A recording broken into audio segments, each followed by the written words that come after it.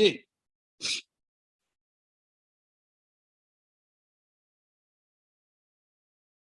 Prabhuji, we can't hear your voice. Hari bol. Prabhuji is on mute. One second. Hare Krishna, can you hear me now? Yes, Prabhuji. Now the voice is perfect. It's perfect. Okay, we'll start off with the Mangalacharan. Om Ajnanatimirandasya Jnananjanashalakaya Chakshurunmilitam Yena Tasmai Shri Gurave Namaha. Shri Chaitanya Manobishtam Stapitam Yena Bhutale Swayam Rupa Kadamahyam Dadati Swapadantikam. Vandeham Shri Guru Shri Utapadakamalam Shri Gurun Vaishnavamsha Shri Rupam Sagrajatam Sahagana Raghunathanvitam Tam Sajivam Sadvaitam Savadutam Parijana Sahitam Krishna Chaitanya Devam Shri Radha Krishna Padan Sahagana Lalita Shri Vishakan Vitamsha He Krishna Karuna Sindho Dinabandho Jagatpate Gopesha Gopika Kanta Radha Kanta Namostute तप्त कांचन गौरांगी राधे वृंदावनेश्वरी वृषभानुसुते देवी प्रणमामि हरिप्रिये वाञ्छाकल्पतरुभ्यश्च कृपा सिन्धुभ्य एव च पतितानां पावनेभ्यो वैष्णवेभ्यो नमो नमः।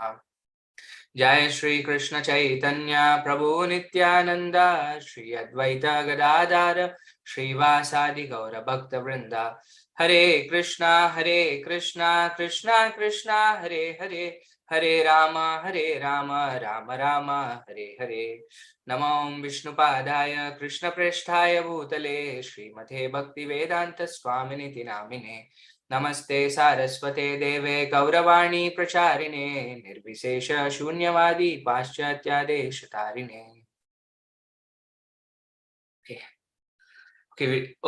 We're doing text 5 today, but it says text 3, but the content is text 5. So I think I forgot to change that. So like we've been doing for all of our classes, I would like to start with this song, Oh Hey Vaishnav Thakur, and then proceed with text 5 today.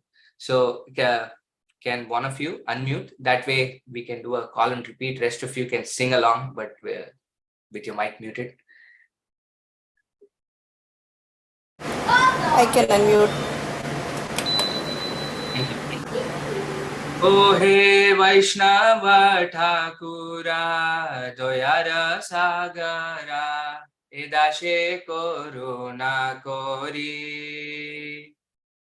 O He Vaishnava Thakura Doyara Sagara Edase Karuna Kori. Diya Pada Chaya Shodo He Amaya Tumara Charana Dhori. Diya Pada Chaya Sodo Amaya Tomara Charan Dhuri. Chaya Bhegodomi Chaya Dosha Shodhi Chaya Guna Deho Dashe. Chaya Begadomi Chaya Dosa Sodhi Chaya Guna Deho Dase. Chaya Sata Shanga Deho He Amare Bosheche Shangera Ashe. Chaya Satsanga Deho He Amare Boshi Sangariya Se. Ekaki Amara Nahi Paya Bala Harinama Sankirtane. Ekaki Amara Nahi Paya Bala Harinama Sankirtane. Tumi Kripa Kori Shraddha Bindu Diya Deho Krishna Namadhane.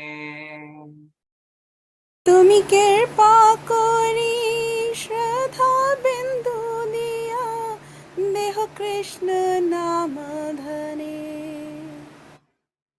Krishna she tomara, Krishna dite para, tomara shakati ache.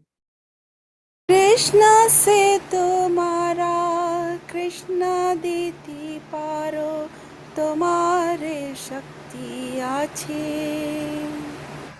Ami to kangala, Krishna Krishna boli, dai tava pache pache.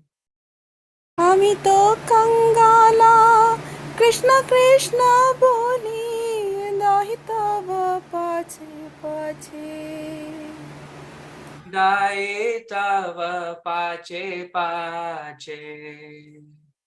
दाहि तव पाछे पाछे Nice, Prabhupada ki jai.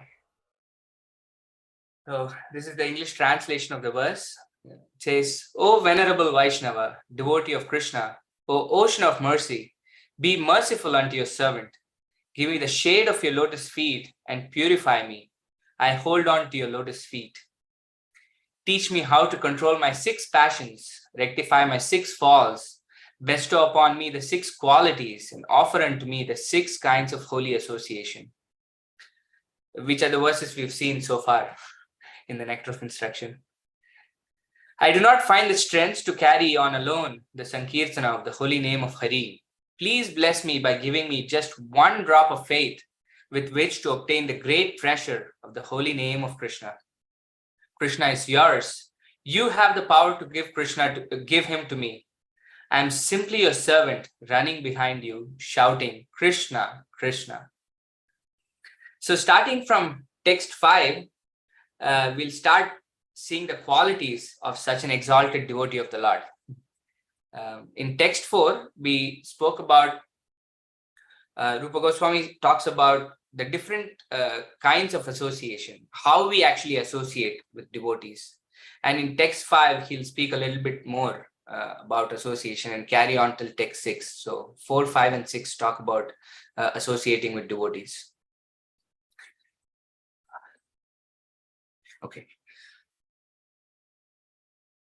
So this is the text for today. And you can see the verse has become a little bit bigger.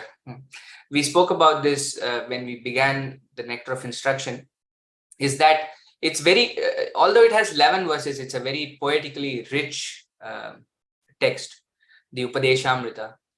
So it started with a slightly complex meter called Trishtub, and then moved on to Anushtub, which was the simple meters that we see in the Gita, like Sarvadharman Paridhyacha, the meter that we're all familiar with. And now this moves on to a little bit bigger meter than what we've seen so far in the text. And from now on, we'll see that the texts of Upadeshamrita become complex and complex in terms of their Sanskrit meters. This is the same meter as that of our Brahma Samhita. So we'll recite the verse. Krishneti yasya giritam manasadriyeta dikshashti chet pranatibhischa bhajantamisham shushrooshaya bhajana vignam ananyamanya nindadishunya hridamipshita sangalabdhya. Translation. One should mentally honor the devotee who chants the holy name of Lord Krishna. One should offer humble obeisances to the devotee who has undergone spiritual initiation, Diksha, and is engaged in worshipping the deity. And one should associate with and faithfully serve that pure devotee who is advanced in undeviated devotional service and whose heart is completely devoid of the propensity to criticize others. So in this verse, Rupa Goswami tells us how we can associate with different categories of devotees.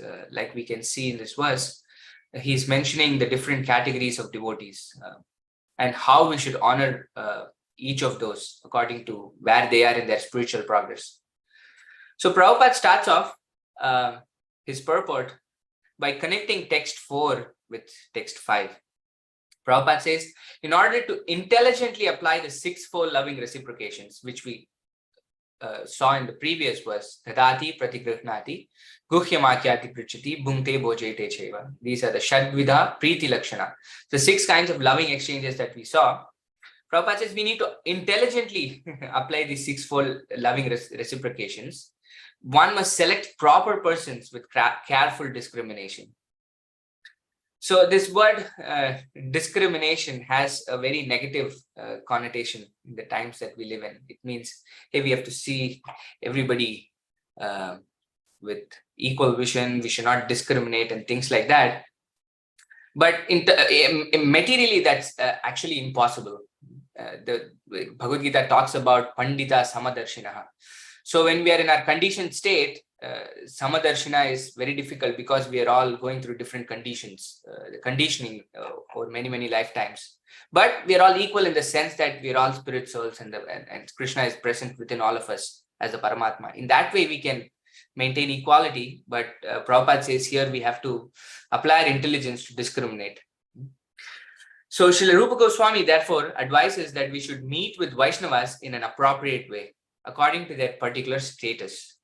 In this verse, he tells us how to deal with 3 types of devotees.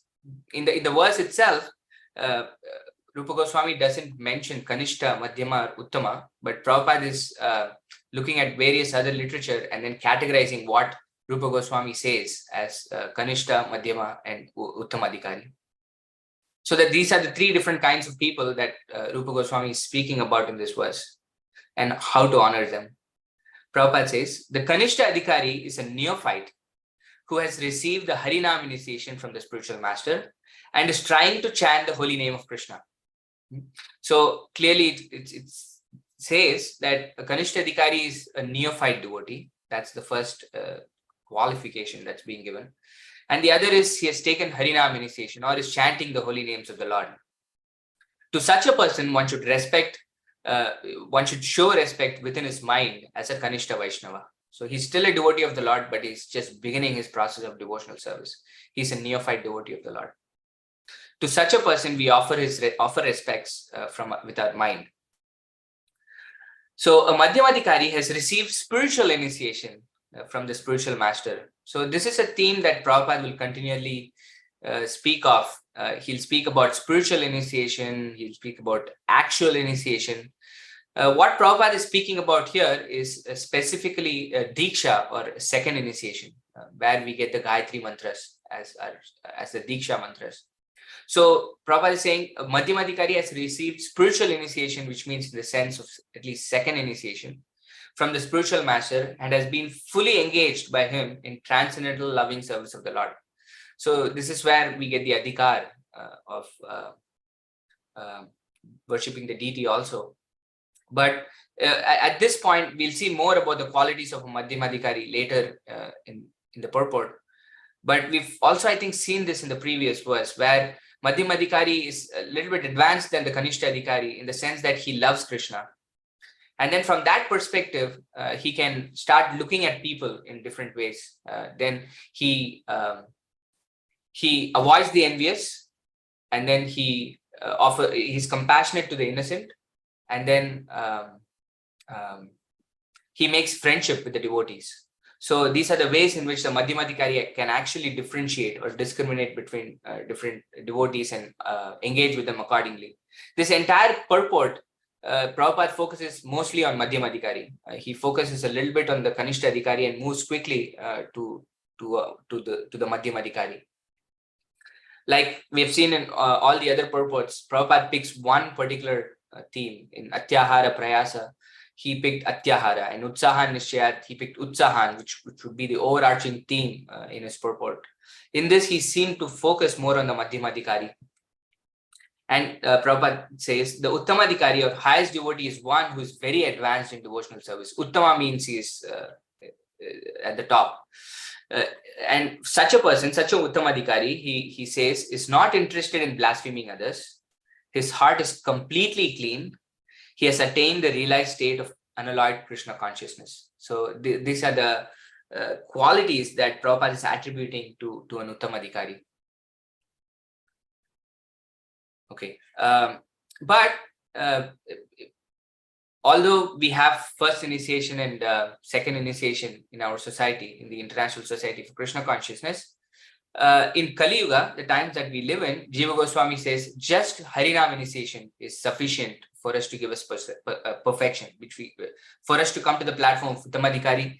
We don't necessarily require second initiation or Diksha. But even if we don't formally receive the Diksha, we are still progressing. We're going to the Madhyama platform and Uttama platform, and it is possible just by chanting of the holy names of the Lord.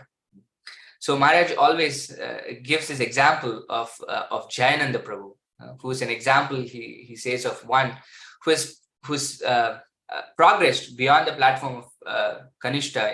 In fact, Prabhupada named him the patron saint of ISKCON. He's the first patron saint of ISKCON. And we have his picture in the Rath Yatra cards. So he's an exalted devotee of the Lord, but yet he was, Maharaj would say that his Brahmin thread was black in color with automobile oil. he was an engineer. He was working with automobiles.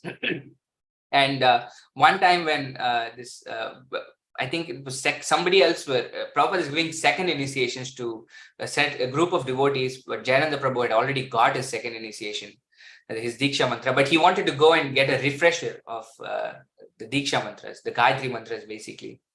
And Prabhupada spent about 30 minutes or so with him, trying to teach him how to pronounce each of the mantras, our Gayatri mantras.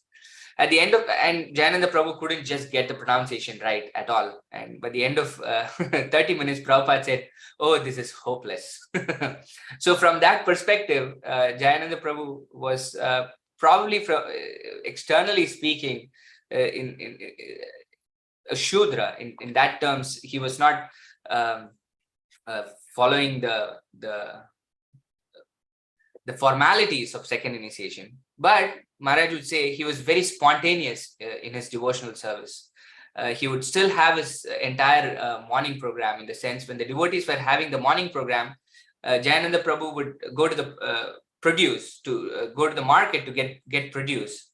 But still, Prabhu would sing the Mangalarti while driving. And when coming back, the morning program would have been over in the temple, but then would call Maharaj and then study Bhagavatam together. So he had Kirtan, he had the morning program, he had the entire full morning program in a very spontaneous way. So this is basically Jiva Goswami's point, is that in Kali Yuga, that Harinam initiation or the Mahamantra, chanting of the Hare Krishna Mahamantra, is sufficient to give us perfection. So we've seen the qualities of an Uttamadhikari, and Rupa Goswami says the association of and service of such a Mahabhagavat or a pure Vaishnava is the most desirable for us. That's going to help us progress a lot in our devotional service. Okay, so in the preface to the Nectar of Instruction, Srila Prabhupada says the Upadeshamrita, or the Nectar of Instruction, is the first instructions for the neophyte devotees. And Prabhupada talks about Kanishta Adhikari very little, but gives a reference to this specific verse from the 11th canto, 11-47. I thought we could spend a little time going over 11-47, because from my perspective, at least, I'm a neophyte devotee in all senses, and it's important to know what our frailties could be, so that we can quickly come to the platform of quickly get out of the platform of Kanishta Adhikari. So Prabhupada says one should not remain a Kanishta Adhikari. One who is situated on the lowest platform of devotional service and is interested only in worshipping the deity in the temple. So this is the quality of a Kanishta Adhikari, is that he is interested in worshipping only the deity in the temple. Such a devotee is described in the 11th canto of Srimad Bhagavatam. This is a famous verse. This is the conversation between the 9 Yogendras and Maharaj Nimi. This is the 11th canto, 2nd chapter, text 47. Acharyam eva hare pujyam ya Shraddhaye hate natad bhakteshu chanyeshu sabhakta prakrita smrita. Prakrita bhakta, it says, a person who is very faithfully engaged in the worship of the deity in the temple, but who does not know how to behave towards devotees or people in general, is called a prakrita bhakta or kanishtadhikari. Prakrita means materialistic. This is the sign of a devotee who is very new, but has a lot of materialistic tendencies or materialistic mentality. Such a person thinks Krishna is there only in the deity form, only within the temple, and therefore he does not know how to behave with devotees in general or people in general, leave alone devotees. He doesn't differentiate between devotees and other people in general. So again, this is a very nice example that Maharaj gives about the mentality of a Kanishtadhikari. So somebody might say there is only one book, which is the Quran, right? And only one prophet, which is Prophet Muhammad, and just one God, that is Allah. And if you don't worship Allah, everyone is going to hell. This could be one mentality. There could also be people that say there is just only one book, which is the Bible, only one prophet, which is Jesus, and one God, which is Jehovah. If you don't worship Jehovah or follow Jesus, then you're going to hell. Or you could also say there is only one book, which is the Bhagavad Gita as it is, or only one prophet or guru, which is Srila Prabhupada, or one God in the form of Krishna. And if you don't worship them, then you're all karmis or dirty-minded people like that, So this is the mentality that we have, Kanishtadhikaris, across all religious faiths and practices. But this is the mentality of such a Kanishtadhikari. So we'll delve a little bit deeper into what the purport of 11.2.47 says, because it has wonderful commentaries by Madhvacharya, by Jiva Goswami, and Srila Bhakti Siddhanta Saraswati Thakur. So all the acharyas have written commentaries on this verse, which means it's a pretty important verse. And this is what you can do with the study of the Nectar of Instruction, is that it gives a wonderful window where you can start going through these verses that Srila Prabhupada is referring to in his purports, and then get an entire worldview of what he is quoting and why he is quoting it. And when we look at it from that perspective, we see that this is not something that Srila Prabhupada is just quoting without thinking, right? But these citations that Prabhupada is giving us in the purport are the citations for the arguments that Srila Prabhupada is making. Especially, I put this in bold, and Prabhupada says one should not remain a Kanishtadhikari, and we'll see why. He says we should quickly come to the platform of Madhyamadhikari in this verse. But why is Prabhupada saying it? Basically, that's what's there in the purport to the 11.2.47 verse. And this is the purport is by Hridayana Maharaj and forget. Why am I blanking? But anyway, I'll get it. So we'll get to the purport now. So I've condensed. It's a huge purport, but I've just picked a few of the points that are telling why Prabhupada says we should get out, and why he says the Kanishtadhikari's mentality is so. So this is Madhvacharya's comments. He says, one of the lowest stage of devotional service, which is the Kanishtadhikari, faithfully worships the deity in the temple, but is not aware that the Supreme Personality of Godhead is actually all-pervading. This is a problem, right? We think Krishna is there only in the temple, and when I'm in the temple, I have to behave properly because Krishna is seeing me. Krishna is probably there in the temple, or God is there in the temple. But then outside, we don't recognize the presence of Krishna, and therefore we don't behave properly. We don't do the right things outside. We can do any kinds of nonsensical things outside, but when I come into the temple, Krishna is there, so I'll behave properly. Or when you go into the church, God is there, but God is not there in my home or in my street or in my office or anywhere. So this is his mentality. So therefore, what happens is, being puffed up by his own ceremonial worship, which is the worship of the deity, a Kanishtadhikari cannot imagine that anyone is more pious or religious than he.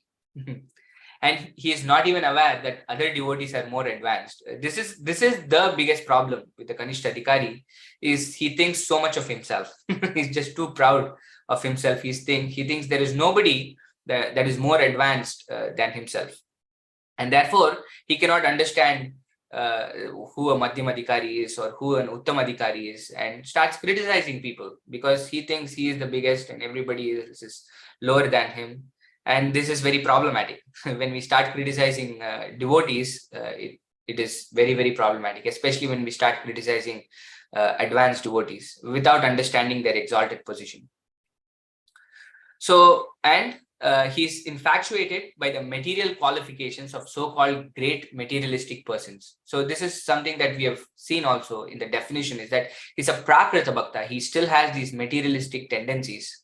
Therefore, having a bodily concept of himself, he's attracted by material opulence and thus minimizes the position of Vishnu. So he doesn't value the Madhyam Adhikari or Uttam Adhikari if they don't have materialistic opulences that he thinks are more important, right? Therefore, if such materialistic devotees, and what is the solution for them? He says, is if such materialistic devotees follow the rules and regulations of deity worship, they'll gradually be elevated to higher standard and eventually become pure devotees of the Lord.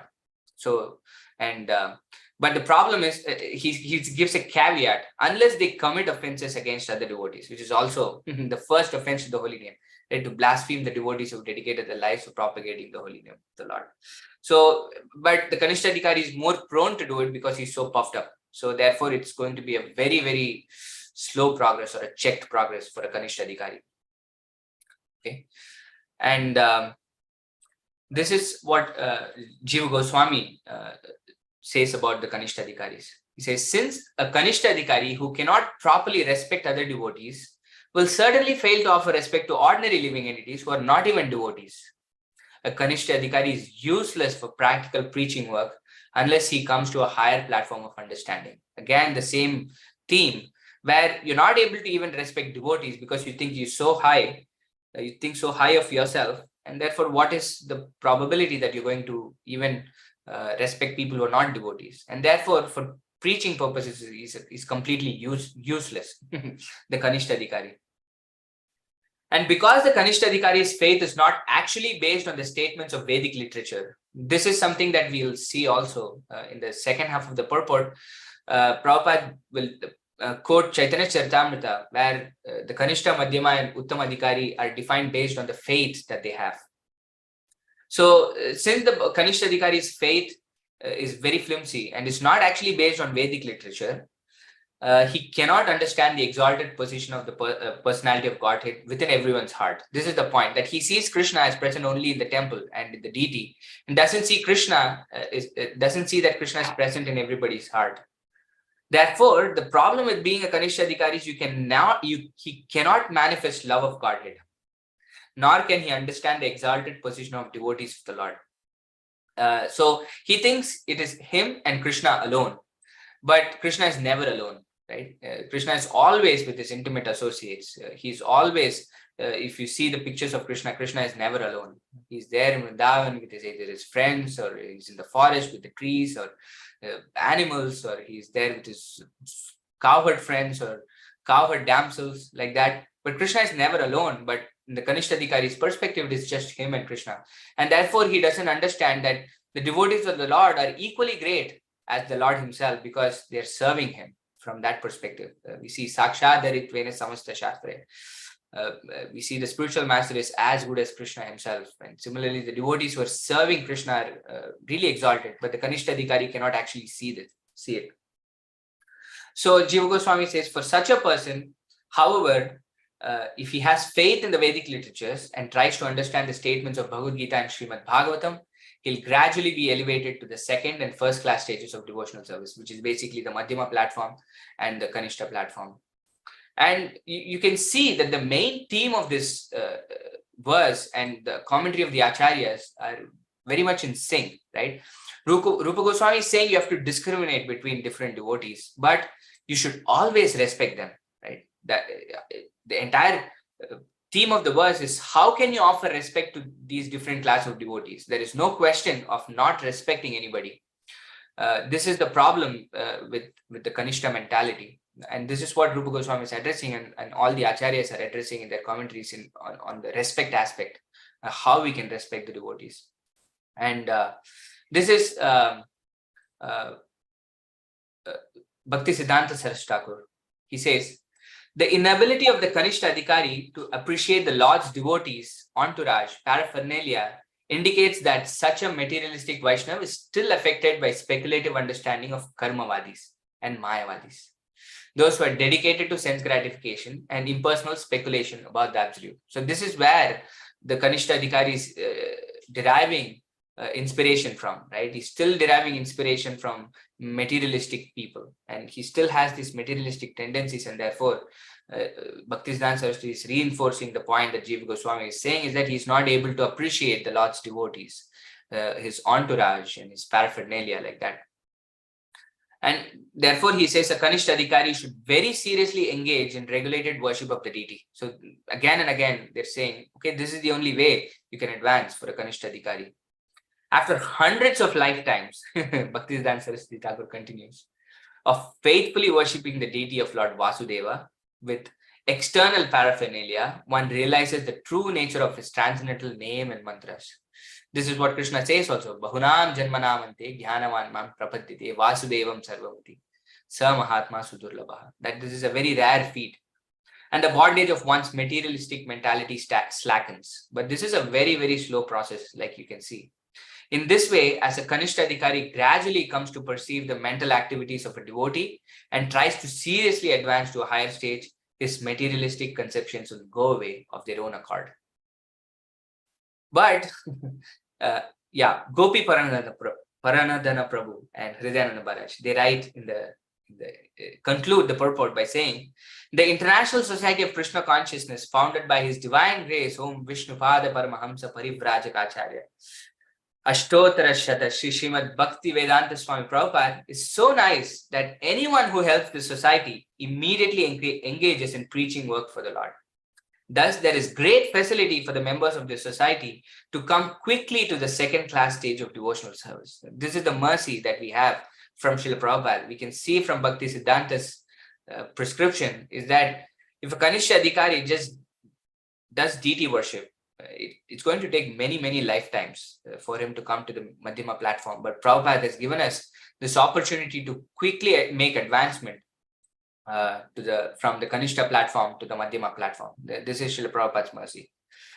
So we see that as we progress in our devotional service, we start recognizing the mercy of the devotees, that how merciful they have been with us, how patient they have been with us in spite of us being so not worthy of their mercy, right? We have so many flaws, and still the mature devotees have given us their association and have been patient with us.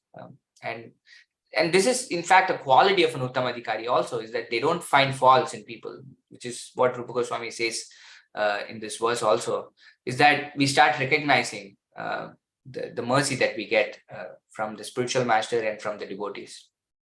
So this is basically the end of the discussion in 11 to 47 on the different commentary, different acharyas and their commentaries on the Kanishta Adhikari. Now Prabhupada speaks about the Madhyama Adhikari. Prabhupada says, one therefore has to raise himself from the position of Kanishta Adhikari. And we've seen why the therefore Prabhupada uses here, right? He's quoting 11 to 47. This is why we have to raise ourselves from the position of Kanishta Adhikari to the platform of Madhyama Adhikari. And the Madhyama Adhikari is described in Srimad Bhagavatam 11 to 46 in this way. So this section, the 11 to, I think 45 through 47, speaks about the different categories of devotees. And 47 was Kanishta, 46 is Madhyama. I think 45 speaks about the Uttama Adhikari. So the verse is Ishware tadadineshu balisheshu dvishatsu cha prema maitri kripopeksha yakkaroti samadhyama. So this is who a Madhyama Adhikari is. Madhyama Adhikari is a devotee who worships the Supreme Personality of Godhead as the highest object of love. So this is the main platform on which the Madhyamadikari stands. And from this platform, he makes friends with the Lord's devotees, he is merciful to the ignorant, and avoids those who are envious by nature. We have spoken a little bit about this in the beginning. So he's able to discriminate between the different kinds of people and then associate properly depending on where they are in their progress of devotional service. But all of this is from the platform of love of Krishna. So for a Madhyamadikari, his faith is really strong. Prabhupada will say later in the purport. For a Kanishthadikari, his faith is very flimsy. He's still not completely convinced about Krishna. But for a Madhyamadikari, his faith is really, really strong. At this point, he cannot, it says unflinching faith. His faith is very strong. It cannot be shaken so easily. So from that perspective, he makes friends with the Lord's devotees. He can actually recognize who the devotees of the Lord are and can make friends with them. And then he's merciful to the ignorant or somebody who is eager to learn, Prabhupada will say. Prabhupada says in the purport that we can see from our practical experience that there are these different kinds of devotees or different kinds of Vaishnavas, right? He speaks about the Prakrita Sahajiyas. Again, this is Prakrita means materialistic, Sahajiyas are things, people who take things very cheaply or very easily. They might chant the Hare Krishna Mahamantra and yet they might be attached to women or money or intoxication. So a Madhyamadikari can figure that out, and from that perspective, he can offer them respects within their mind, but not completely associate with them. Will avoid their association. And a Madhyamadikari can look at the innocent and then try to give them association. So even if an innocent person is carried away by bad association, so a Madhyamadikari will show favor. But Prabhupada says, if the innocent person is eager to receive proper instructions from pure devotees. So this is the condition, right? The Madhyamadikari is seeing whether the person that he is speaking to is really eager to receive proper initiations from a pure devotee. Although the Madhyamadikari is basically speaking what he is hearing from the pure devotee and is giving it to the innocent person who is really eager to hear. So this is very important for those who are not eager. So the Madhyamadikari doesn't really give his association like that. And of course, he completely avoids people who are envious. So Prabhupada continues in his purport also and says that again he says this word actually initiated. So initially we are neophyte devotees, and then when we are engaging ourselves in devotional service, and when the spiritual master sees that we are steady in our devotional service, then we are actually initiated, Prabhupada says, which is basically second initiation or diksha, like he says in this verse. And then from that perspective, then the Madhyamadikari is seriously engaged in carrying the orders of the spiritual master. Right? For such a person, for such a Madhyamadikari, we should actually offer a respectful obeisances. We can think of it like for a Kanishthadikari, we put our hands together and then offer respects in the mind. And for a Madhyamadikari, we pay obeisances, but it could not be a dandavat. It could probably be obeisances with our hands and knees to the ground, head and knees, hands to the ground. And from a Uttamadikari, of course, we pay the dandavat pranam, the complete obeisances when an Uttamadikari comes. And this is also so that one is from our perspective, and the other is so that it is also beneficial to the Kanishthadikari because the Kanishthadikari is already thinking so high of himself. He's so proud of himself, although he's really not in that position. Then when we start paying Dandavat Pranam, it probably props up the ego of the Kanishthadikari more, and it's not really good for such a person. So it's also looking at the welfare of the other person on how we are associating with such a person. It's just not for our own welfare, of course.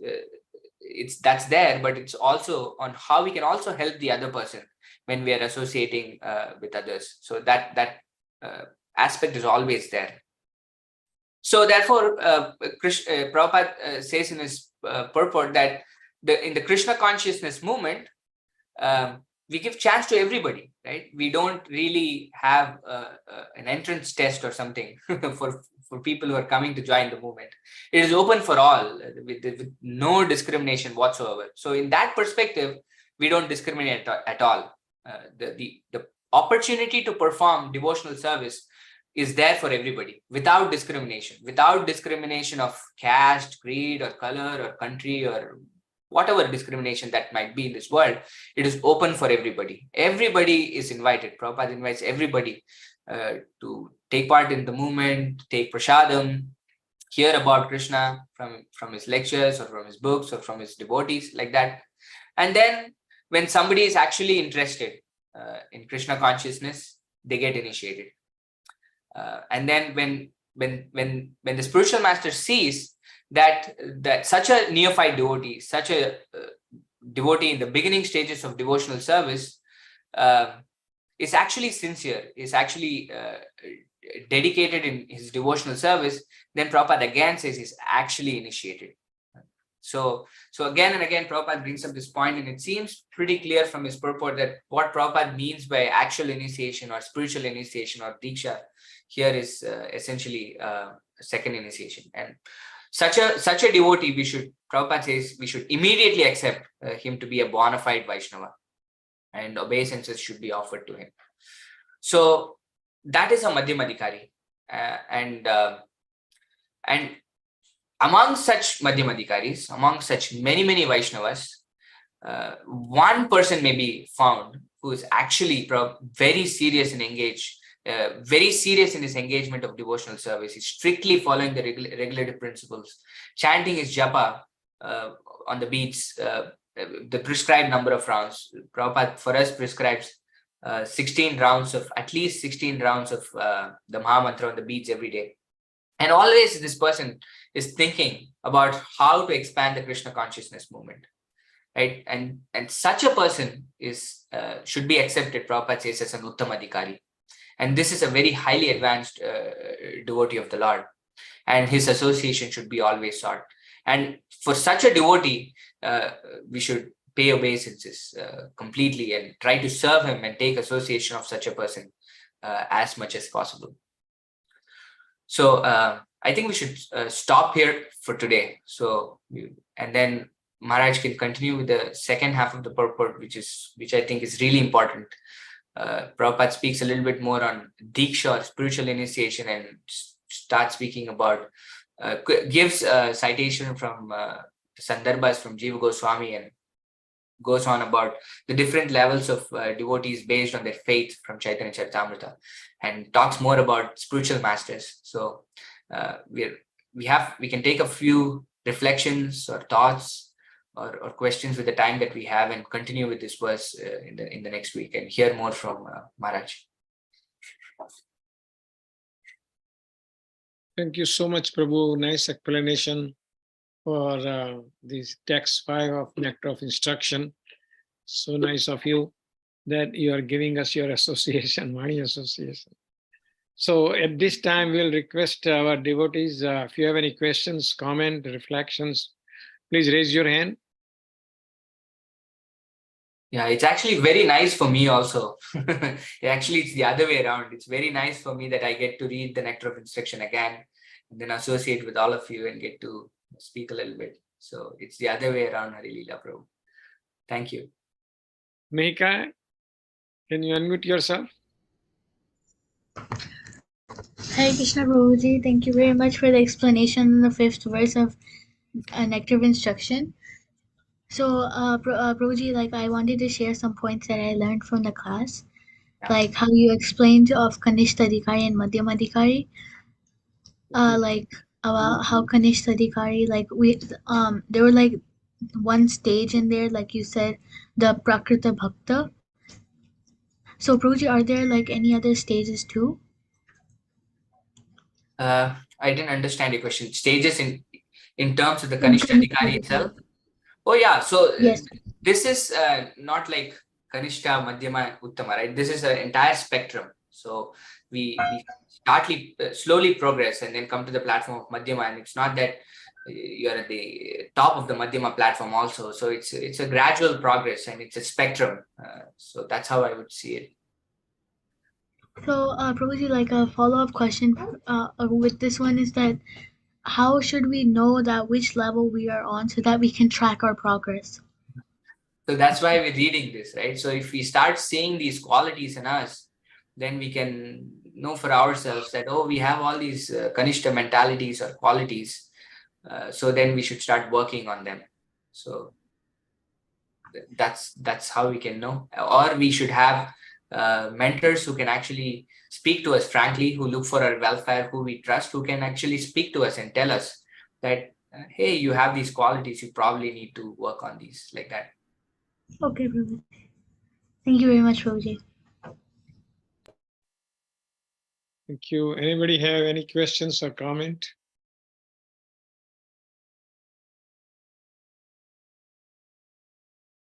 Maharaj, would you like to shed some? What is that? Yes, Hare Krishna, Maharaj. We Oh, like to. Hare Krishna. Hare Krishna. No, it was a very nice class, very systematic and very refreshing. You know, we tend to forget these things and we have to refresh them. And Maya is always, trying to destroy our intelligence.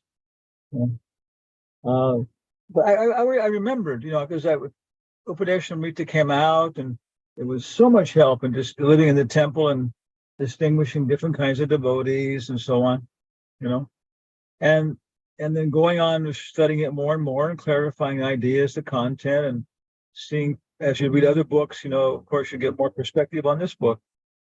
But I was temple president in San Francisco, Berkeley, different times, kind of like when nobody else was there, they put me in there. So there's one devotee, he was a nice guy, very simple, and living on get some welfare income and living in the temple, and had very kind of simple material attachments, the simple things.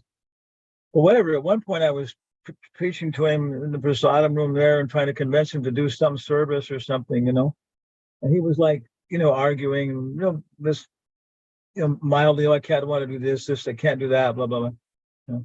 Then I remembered this phrase in Upadeshamrita, which you're quoting there, where basically it says that if Kanistadhikari is willing to accept instructions from the spiritual master or the Shastra, then we should be merciful to them.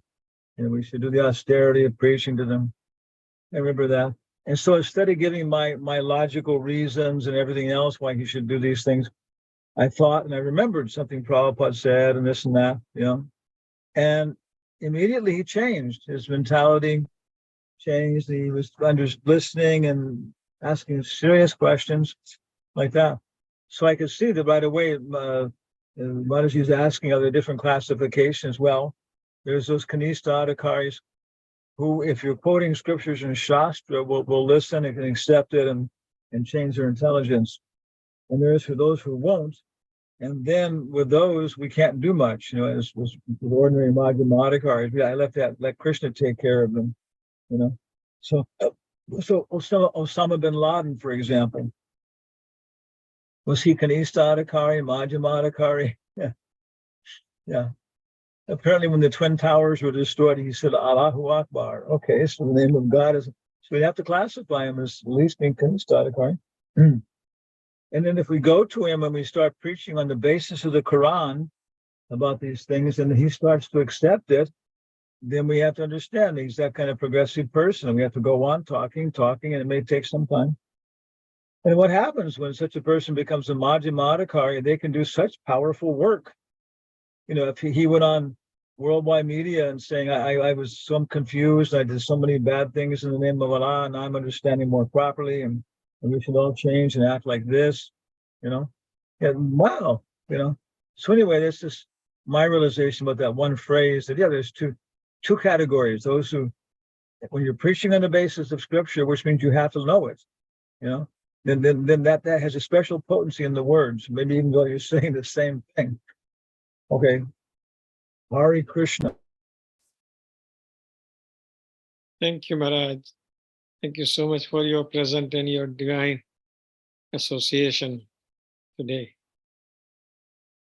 So, Maharaj, next week we will not have a class, but after that we will continue again.